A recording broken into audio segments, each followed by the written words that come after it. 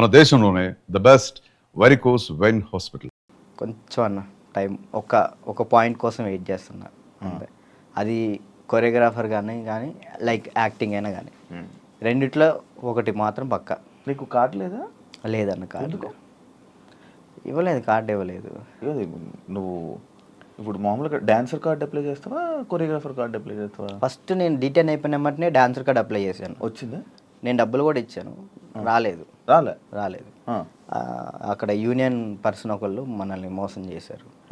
5 లక్షలు తీసుకున్నారు. ఎవరో కూడా తెలియదు. డబ్బులు అయితే మోసపోయాను. సో యూనియన్ వాళ్ళు కంప్లైంట్ పెట్టమన్నారు.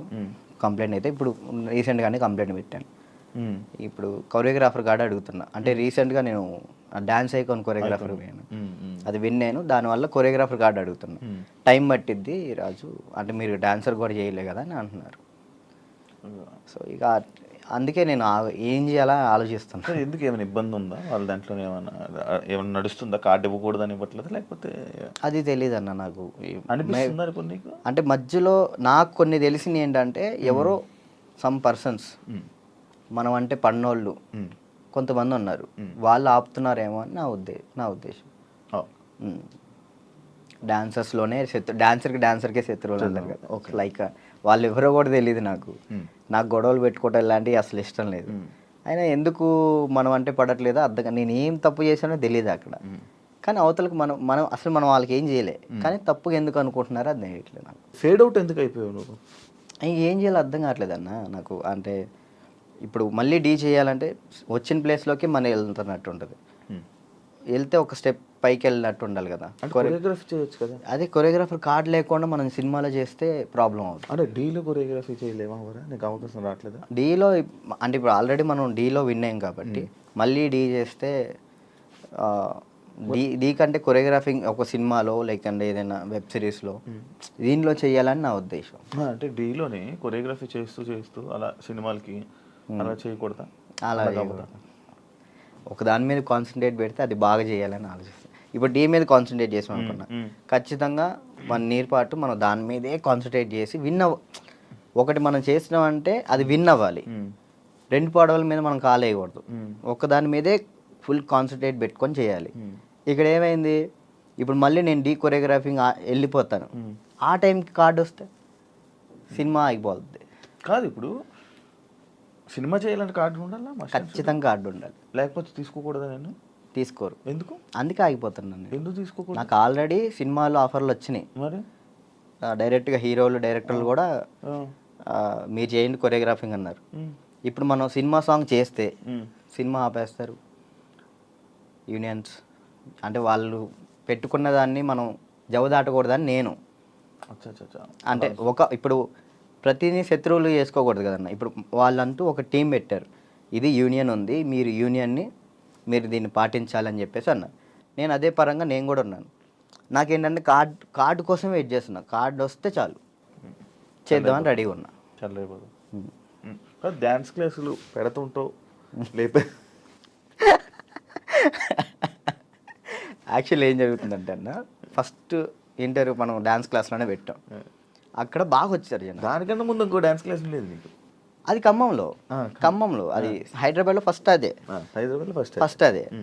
అక్కడ ఏమైపోయింది, ఎక్కువ మంది జనాలు అయిపోయేసరికి డ్యాన్స్ చేస్తుంటే అది ఆ బిల్డింగ్ మొత్తం షేక్ అవుతుందని చెప్పి ఓనర్ గొడవ పెట్టాడు. పక్కన మళ్ళీ చదువుకునే వాళ్ళకి ఇచ్చారు, అంటే సంథింగ్ స్టడీకి ఇచ్చారు. స్టడీయా డ్యాన్సా అంటే నేను కూడా స్టడీయా అంట, చదువుకున్న వాళ్ళని ఇబ్బంది పెట్టకూడదని. ఇది నా కెరియర్, దీన్ని వదులుకోలేను అలా అని. నాకు ఏం చేయాలో అర్థం కాలే. ఇక సర్లే ఇక్కడ కాకపోతే మనం ఎక్కడైనా పెట్టుకోవచ్చు, చదువుకున్న వాళ్ళని ఎందుకు ఇబ్బంది పెట్టాలని చెప్పి నేను అక్కడ నుంచి తీసేసాను. తర్వాత గ్రాండ్ ఓపెన్ చేసి శేఖర్ మాస్టర్ని పిలిపించి అదే ఓపెన్ చేశాను. మొత్తం 100 మంది డాన్సర్లు వచ్చారు, వాళ్ళ కోసం సపరేట్ హాస్టల్ పెట్టాను. వారాన్ని అయింది, లాక్డౌన్ పడింది. అదే సెకండ్ లాక్డౌన్ 3 నెలలు పడింది. ఎంత సంపాదించాను మళ్ళీ అంతా వాళ్ళకే పెట్టిన. అంటే వాళ్ళు ఇప్పుడు నా కోసం వచ్చిన వాళ్ళు నేను పంపించకూడదు, వదిలేయకూడదు. అట్లా ఆ లాక్డౌన్లో ఎక్కడికైనా వెళ్తారో కూడా తెలియదు. ఇంకా 3 నెలలు వాళ్ళు ఇచ్చిన డబ్బులే నేను వాళ్ళకే ఇంకా ఫుడ్ పెట్టుకుంటూ పెట్టిన తర్వాత ఇక తీయాల్సి వచ్చేసింది. అది మళ్ళీ పెట్టా. పేరెంట్స్ ఏమంటున్నారు, నువ్వు ఉంటేనే మేము జాయిన్ చేస్తాం అంటున్నారు. నేను ఎలా ఉంటాను, అసిస్టెంట్స్ ఉంటారండి, చిన్నపిల్లలకి అసిస్టెంట్స్ ఉంటారు, వాళ్ళు నేర్పిస్తారు. నేను కూడా ఉంటాను, ఒక 1-2 డేస్ ఉండనేమో, వర్క్ ఉన్నప్పుడు నేను అక్కడికి వెళ్తాను, లేనప్పుడు నేను ఇక్కడే ఉంటానంటే మీరు ఉంటే నేను జాయిన్ చేస్తా, లేదంటే లేదు అన్నారు. ఇక దానివల్ల ఇప్పుడు ఏం పెట్టట్లే. ఆన్లైన్ క్లాసెస్ పెట్టుకుందాం అని చూస్తున్నాను. ఒకవేళ ఇప్పుడు నేను డ్యాన్స్ క్లాస్ పెట్టాను అనుకో, నేను క్లాస్ నీకు మొత్తం సెట్ చేసి ఇచ్చా, నువ్వేం చేస్తా, నువ్వు చూసుకుంటావు? లేదు, చూసుకోలేను. అలా చూసుకోలేదు. వీక్లీ ఒక 2 days 3 days అలానే అట్లయితే నేను చేసుకుంటాను ఖచ్చితంగా. Okay okay. వీక్లీ ఒక 2 days నువ్వు చూసుకోమను అనుకో, నేను వచ్చాను ఆ 2 days పర్ఫెక్ట్.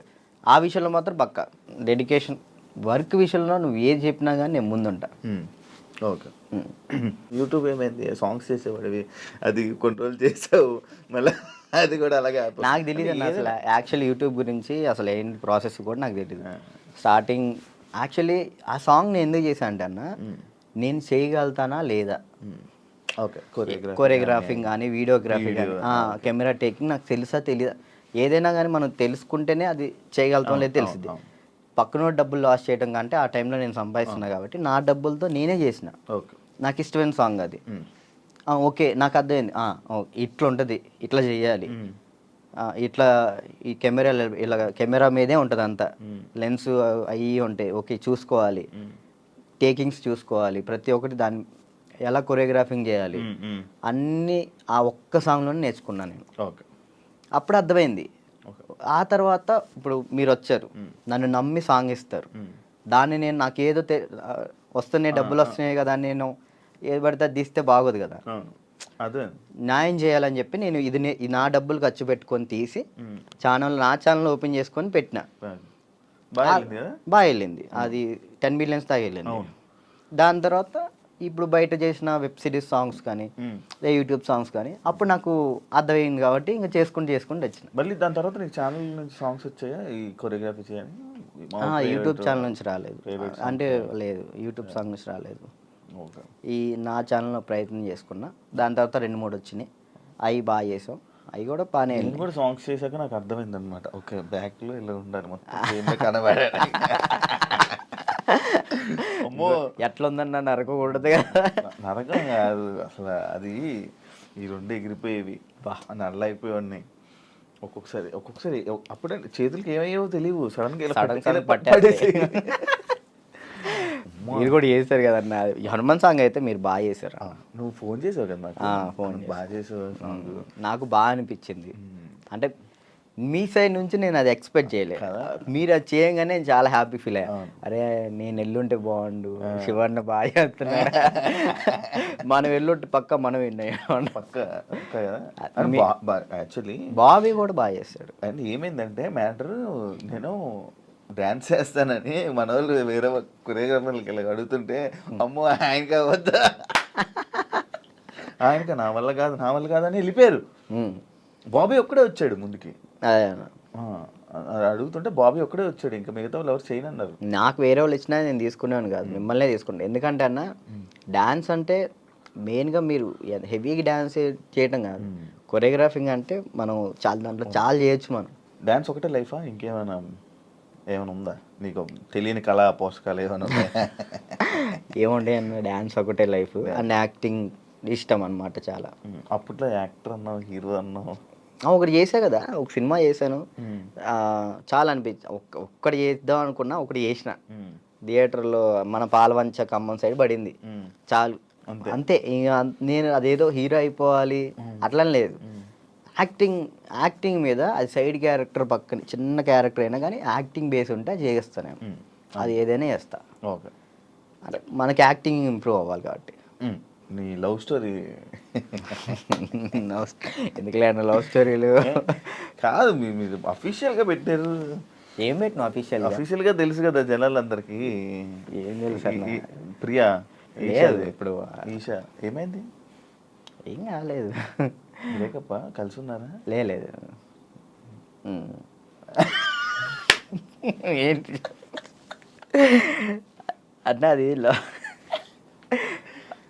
అదొక ప్రోగ్రామ్ అన్న. ప్రోగ్రాంలో వాళ్ళు చెప్పి మేము చేయి. ఇప్పుడు సుధీర్ రేష్మి లవర్స్ అని నమ్ముతాను కాదు కదా, అట్లా నేను తను అచ్చా లవర్స్ ఏం కాదు, జస్ట్ ప్రోగ్రామ్ వరకు.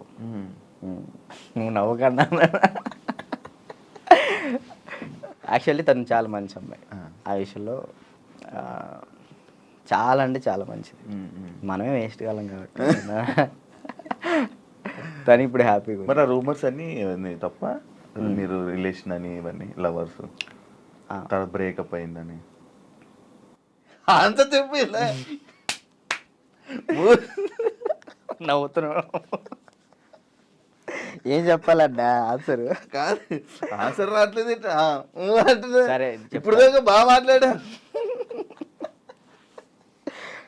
చెప్పలే. తనకి ఇప్పుడు మంచి లైఫ్ ఉంది, తను హ్యాపీగా ఉంది.